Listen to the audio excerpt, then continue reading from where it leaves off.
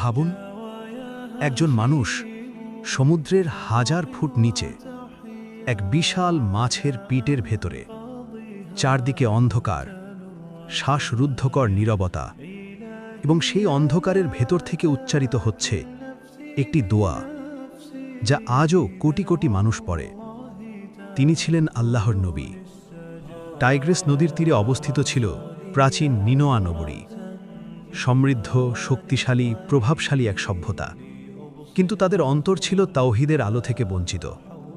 তারা মূর্তির সামনে মাথা নত করত। সামাজিক অবিচার ছিল স্বাভাবিক বিষয়। ক্ষমতাবানরা দুর্বলদের অধিকার হরণ করত। অহংকার ছিল তাদের পরিচয়।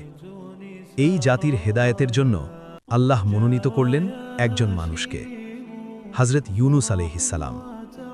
কোরআনে তার উল্লেখ এসেছে সূরা আল আম্বিয়া 21-87, 88, সূরা আস-সাহফাত 37-139 থেকে 148, সূরা ইউনুস 10-98, সূরা আল কালাম 68-48 থেকে 50।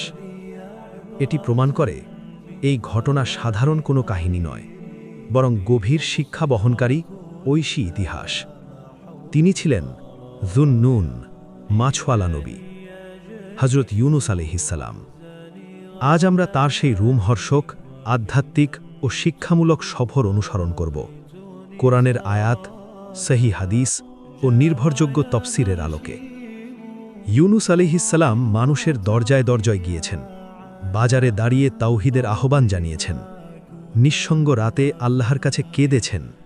তিনি বলতেন, তোমরা এক আল্লাহর ইবাদত করো, শিরক ত্যাগ করো, অন্যায় থেকে ফিরে আসো।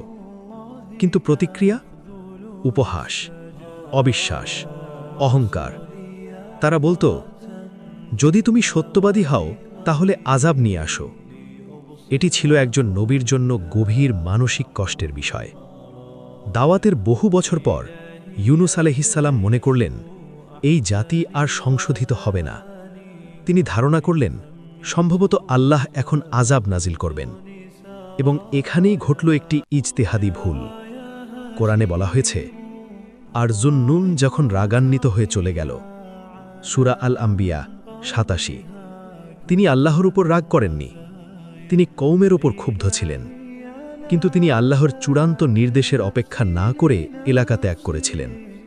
এটাই ছিল তার পরীক্ষা। ইউনুস আলাইহিস সালাম চলে যাওয়ার পর আকাশের রং বদলে গেল। কালো মেঘ শহর ঢেকে গেল। ভয় নেমে এলো। মানুষ বুঝল আযাব সত্যি আসছে। তারা ঘর থেকে বের হয়ে এলো। শিশুরা কাঁদছে, বৃদ্ধরা কাঁপছে, পশুগুলো অস্থির। তারা আল্লাহর কাছে কেঁদে কেঁদে তওবা করল। কোরআন ঘোষণা করল, ইউনুসের কওম ব্যথিত আর কোনো জনপদ এমন ছিল না যারা ঈমান এনে উপকৃত হয়েছে। সূরা ইউনুস 98। এটাই ছিল ইতিহাসের একমাত্র জাতি যারা আযাবের লক্ষণ দেখে সমষ্টিগত তওবা করে রক্ষা পেয়েছে।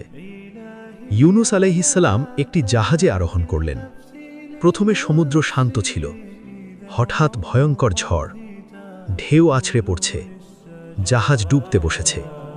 নাবিকরা বলল, আমাদের মধ্যে কেউ অপরাধী। লটারি করা হলো। কোরআন বলছে, অতঃপর তিনি লটারিতে অংশ নিলেন এবং তিনি পরাজিতদের অন্তর্ভুক্ত হলেন। সূরা আস-সাফফাত 141। 3 বার লটারি, 3 বারই তার নাম। তিনি বুঝলেন এটা আল্লাহর ফায়সালা। তিনি নিজেই সাগরে ঝাঁপ দিলেন। এক বিশাল তিমি মাছ তাকে গিলে ফেলল। কিন্তু এটি ধ্বংসের স্থান ছিল না, এটি ছিল আত্মশুদ্ধির স্থান। কোরআন বলছে, যদি তিনি তাসবিহকারীদের অন্তর্ভুক্ত না হতেন তাহলে কিয়ামত পর্যন্ত সে তার পেটেই থাকত। সূরা আস-সাফফাত 143, 44। এটি প্রমাণ করে ইউনুস আলাইহিস সালাম আগে থেকেই ইবাদত গুজার ছিলেন। 1.